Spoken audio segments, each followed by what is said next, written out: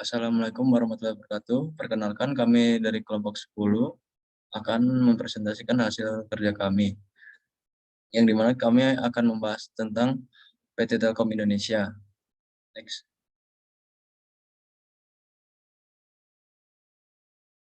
Di sini kami beranggotakan, yang pertama ada Nanda Wacika Brahmastra, yang kedua saya sendiri Fahriza Angriantaka, yang ketiga ada Yusuf Emir Faisal, dan yang keempat ada Rizal Madani. Next. Di sini latar belakang PT Telkom Indonesia adalah badan usaha milik negara yang bergerak di sektor jasa telekomunikasi dan jaringan di Indonesia. Berdiri 6 Juli 1965. Gedung Telkom sendiri terletak di Telkom Landmark Tower, lantai 39, Jalan Jenderal Gatot Subroto, Kavling 52, Kuningan Barat, Jakarta Selatan, DKI Jakarta. Perusahaan ini menawarkan berbagai layanan jaringan dan telekomunikasi, termasuk layanan telekomunikasi dasar domestik dan internasional, menggunakan layanan kabel, telepon tetap nirkabel, dan global system for mobile communication, serta layanan interkoneksi yang digunakan antara lain other licensed operators. Next. Di sini ada 3 rumusan masalah yang pertama yaitu bagaimana proses bisnis existing dari PT Telkom Indonesia. Yang kedua, bagaimana proses bisnis redesign berdasarkan analisa proses bisnis existing. Yang ketiga, bagaimana proses bisnis targeting dan hasil simulasi dari progres bisnis yang di-redesign. Next. Berikut ada 3 tujuan. Yang pertama, untuk mengetahui proses bisnis existing dari PT Telkom Indonesia. Yang kedua, untuk menganalisa dan memberikan desain salah satu proses bisnis existing. Yang ketiga, membuat proses bisnis targeting dan simulasi untuk diambil kesimpulan. Next. Berikut adalah manfaat yang dimana diharapkan penelitian ini bisa memberikan manfaat ke berbagai pihak, baik secara teoritis maupun praktis. Bagi perusahaan, diharapkan manfaat yang bisa diambil adalah untuk mengetahui bagaimana hasil analisa proses bisnis yang dimiliki. Bagi mahasiswa, semoga penelitian ini bisa menjadi acuan atau referensi untuk penelitian yang sejenis, serta menjadi bahan kajian lebih lanjut. Bagi penulis, bisa memberikan manfaat berupa pengalaman dan pengetahuan bagaimana cara menganalisa proses bisnis suatu organisasi. Next.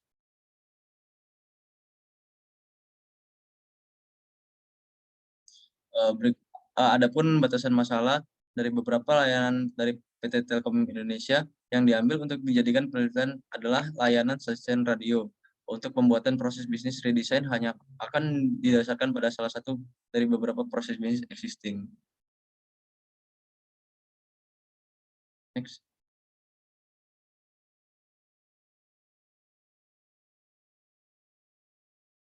Berikut kajian literatur, ini mana bisnis proses manajemen atau dalam bahasa Indonesia biasa disebut dengan manajemen proses bisnis adalah seni dan ilmu dalam mengawasi cara organisasi bekerja untuk memastikan hasil yang konsisten dan memanfaatkan tingkat peluang perbaikan.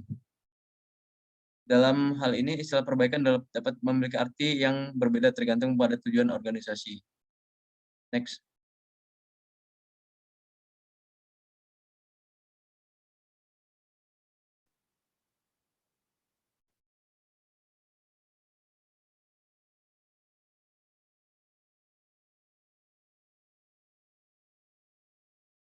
Next.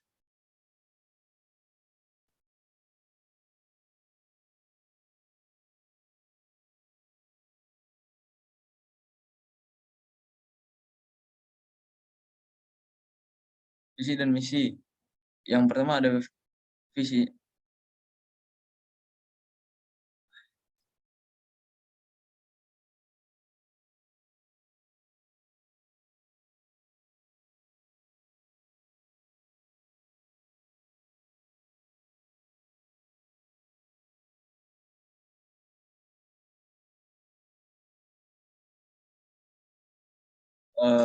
Adapun sejarah perusahaan, PT Telkom Indonesia adalah badan usaha milik negara yang bergerak di bidang jasa layanan teknologi informasi dan telekomunikasi dan jaringan telekomunikasi di Indonesia. Pemegang saham mayoritas Telkom adalah pemerintah Republik Indonesia terbesar 52,09%, sedangkan 47,91% sisanya dikuasai oleh publik. Saham Telkom diperdagangkan di Bursa Efek Indonesia. dengan kode TLKM dan New York Stock Exchange dengan kode TLK.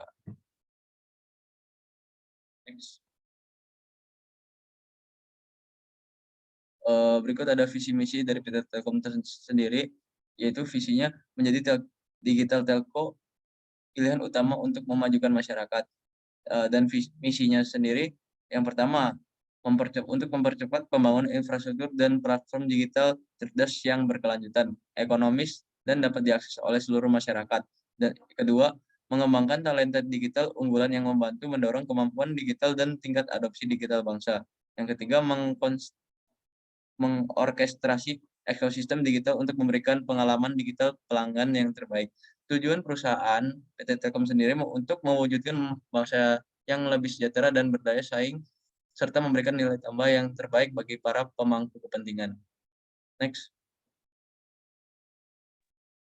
Oke, baik. Selanjutnya untuk struktur organisasi dari PT Telkom Indonesia. Yang pertama ada direktur utama, yang kedua ada wakil direktur utama, yang ketiga ada Head of Corporate Affairs, yang keempat ada Head of Corporate Communication, yang kelima ada Head of Audit Internal, yang keenam ada Direktur Keuangan, kemudian ada Direktur Sumber Daya Manusia, kemudian ada EVP IT and Supply, kemudian ada EVP Strategic Investment and Corporate Planning, kemudian ada Direktur Network and Solution, kemudian ada Direktur Consumer, kemudian ada Direktur Enterprise and Wholesale, dan ada EVP Risk Management, Legal and Compliance. Next. Selanjutnya ada value chain. Di sini value chain dibagi dalam dua kategori umum, yaitu primer activity dan support system. Yang pertama ada primer activity, yaitu ada inbound logistik, operation, dan outbound logistik, marketing and sale, dan service. Kemudian support activities, yang pertama ada firm infrastruktur, yang kedua ada human resource management, yang ketiga ada teknologi development, yang keempat ada procurement. Next. Kemudian ada proses portofolio. Di sini ada beberapa proses. Yang pertama ada e-procurement yang memiliki importance 95%, hot 90%, visibility 100%. Kemudian yang kedua ada pengajuan ISR, importance 40%, hot 65%, visibility 50%. Kemudian ada perpanjangan ISR, importance 50%, hot 75%, visibility 95%, dan lain-lain. Next. Kemudian ada proses bisnis existing. Next. Yang pertama ada proses pengajuan ISR, yang dimana di sini dalam bentuk diagram BPMN existing proses pengajuan ISR. Bisa dilihat dulu. Oke, bisa di next. Kemudian ada proses perpanjangan ISR. Bisa dilihat lagi. Next. Kemudian ada proses audit ISR. Ini adalah bentuk diagramnya. Next. Kemudian ada proses penggunaan ISR. Ini adalah bentuk diagram BPMN-nya. Next.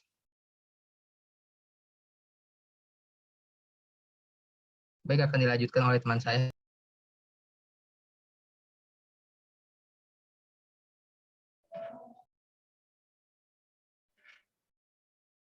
Kemudian ada analisis redesign. Boleh di next. Sebelumnya akan dilakukan analisis kualitatif terlebih dahulu dari setiap proses bisnis yang ada. Itu dilakukan dengan cara menganalisis value adding dari setiap aktivitas yang ada pada setiap proses bisnis. Daripada contoh berikut, ini adalah tabel analisis kualitatif dari proses bisnis pengajuan ISR. Next. Ini juga masih lanjutan dari tabel sebelumnya. Next. Next lagi.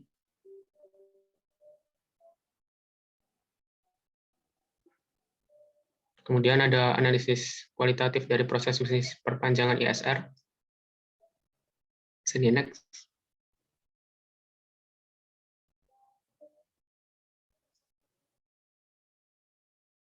Bisa di next lagi. Kemudian ada analisis kualitatif dari proses bisnis audit ISR. Sini next. Kemudian yang terakhir ada analisis kualitatif dari proses penggunaan ISR. Sini next. Nah, setelah itu baru akan dilakukan analisis redesign. Di sini proses bisnis yang dipilih adalah proses perpanjangan ISR. Pada analisis redesign-nya sendiri, kami membuat ada 2 level redesign, yaitu task level, ada beberapa aktivitasnya. Kemudian yang kedua ada redesign pada proses level. Next.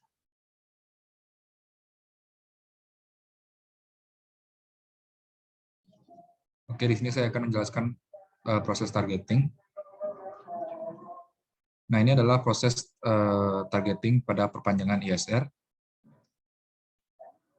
Berikut ini adalah analisis performance dari proses perpanjangan ISR, di mana rata-rata baik cost, time, dan flexibility itu mengalami peningkatan, sedangkan quality itu tidak mengalami perubahan, baik itu positif maupun negatif. Baik, sekarang adalah proses simulasi. Nah, ini adalah hasil simulasi proses existing pada perpanjangan ISR. Ini adalah tampilannya.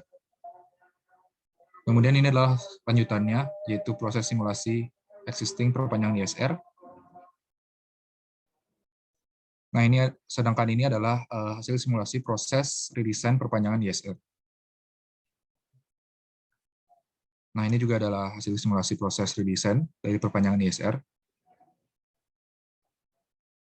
Nah, untuk hasilnya sendiri itu pada simulasi dan target itu ada gap, yaitu waktunya 15 menit untuk cost-nya sendiri. Untuk cost-nya sendiri itu ada 1.305.000 dan utilitasnya itu tidak ada gap. Nah, ini adalah lanjutannya analisis hasil redesign, di mana berdasarkan hasil analisis performance dan hasil simulasi laboratorium, didapatkan bahwa secara garis besar hasil dari kedua uji tersebut baik dari segi cost, time, dan flexibility. Di atas kertas itu mendapatkan hasil yang sama, yaitu bergerak naik, yang mana adalah sebuah kemajuan dari proses bisnis yang menjadi bahan uji. Nah, untuk usulannya sendiri, untuk proses bisnis perpanjangan ISR, itu usulannya perusahaan terkait proses bisnis perpanjangan ISR itu dapat menghilangkan aktivitas-aktivitas yang cenderung tidak memberi nilai. Kemudian juga bisa menggunakan teknologi untuk otomasi. Kemudian untuk bisnis audit ISR itu mengirimkan laporan audit ISR yang dimana pada proses ini menyangkut pihak Telkom Regional, Divisi Service Operation, dan Balai Monitor. Kemudian untuk proses bisnis penggunaan ISR itu usulannya menggabungkan beberapa task saat dilakukannya penyerahan dan pengecekan dokumen perizinan penggunaan ISR dari Telkom Regional ke Divisi Service Operation.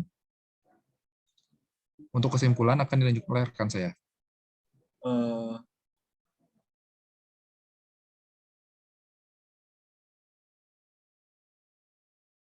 Pada kesimpulan dari hasil kerja kami, yaitu